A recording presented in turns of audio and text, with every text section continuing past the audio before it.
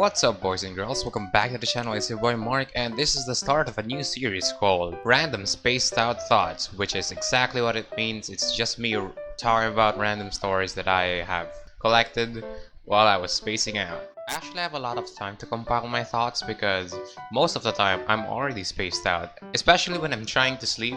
It's like me having shower thoughts, but I'm not wet. I think my schedule partially contributes to this because Monday, Tuesday, Thursday, Friday, and Sunday, I basically just do all my Genshin crap, exercise, then for the rest of the day, I'm passed out or trying to be passed out. Meanwhile, on Wednesday and Saturdays, that's where I just play games and record. Basically my break day, and it's also my cheat day, and I can do anything I want and eat anything I want because, you know, cheat day. Surprisingly, I actually lost a ton of weight during quarantine, which is like the opposite of many people's situation right now. And it was all because I was motivated by the voices on my head that constantly insult me. But it's fine, it's epic. It caused me to be consistent, which is cool. I came from 105 kilograms to 62, which is actually my ideal.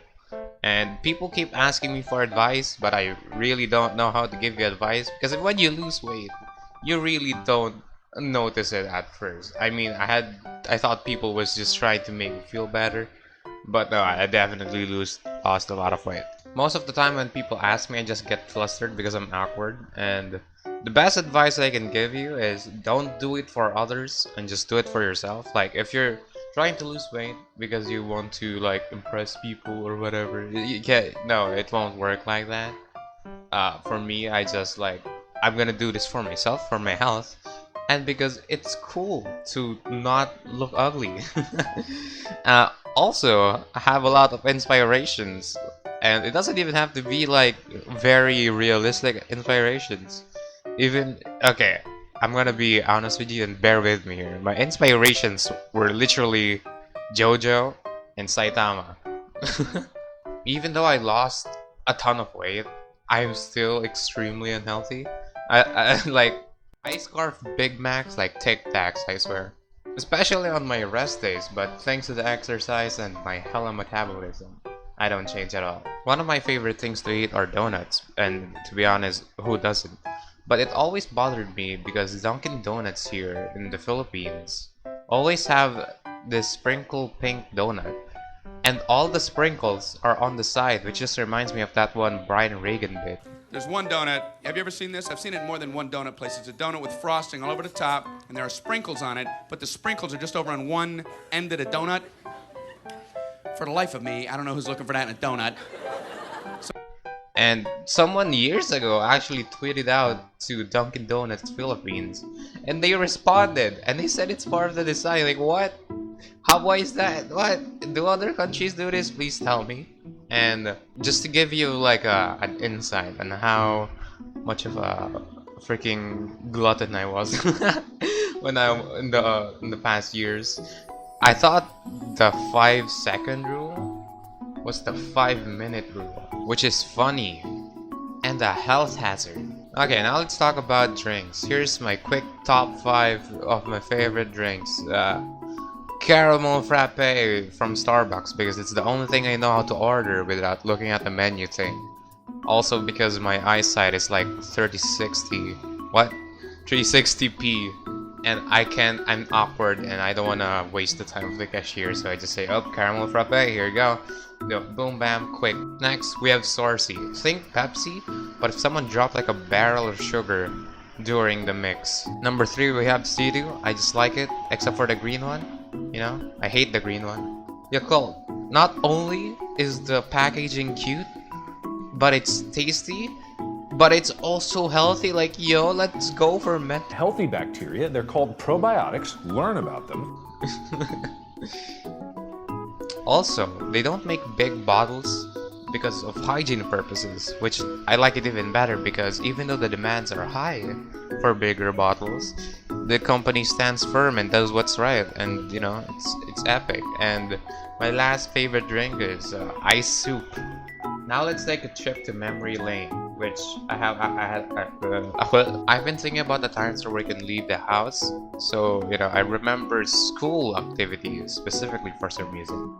I used to be in the Boy Scout, and my school decided to go camping, except since we were elementary students, it was a poor excuse for camping because we literally just had a school sleepover program, and it was boring. I almost crapped myself too because I hate public bathrooms, so I didn't crap for like 2 days. Anyways, during the opening ceremony, one of my teachers shouted the N-word, thinking it was a synonym for bro. So that was awkward.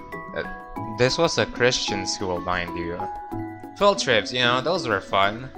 We got to experience the usual, you know, zoos, national parks. We went to a place called the Museum of the Human Anatomy or something. I forgot the name. I'll Google it later and show it to you guys. And I just vomited off the thought of dead people. We're about to go inside the museum, but when I actually made it inside, I was like desensitized for some reason. And you know, still a weird thing to show 9-year-olds, but you know, it was cool. It was pretty cool, dead people, you know. Lastly, our school had a retreat, which is like a field trip, except all the students would stay in a huge house for like a week and just 5.